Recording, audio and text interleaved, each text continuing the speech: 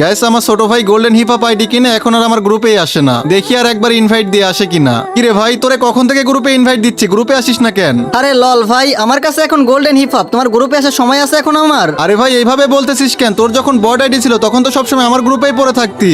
আরে ভাই আগের কথা বাদ দাও, এখন আমার কাছে গোল্ডেন হিপ হপ আইডি। তোমার এই ফকির নিমার্ক আইডি যে আমার ফ্রেন্ড লিস্টে রাখছে এখন, এই তো অনেক। ও আচ্ছা, আমার এটা ফকিন্নি মার্কা আইডি না? ঠিক আছে চল, আমার এই ফকিন্নি মার্কা আইডি দিয়েই তোর সাথে কালেকশন ভার্সেস করব। তুই শুধু তোর গোল্ডেন হিপ হপটা দেখাইতে পারবি না। আরে ভাই তুমি যদি আমার সাথে কালেকশন ভার্সেস করে জিততে পারো, আমার এই গোল্ডেন হিপ হপ আইডি তোমার দিয়ে দিব।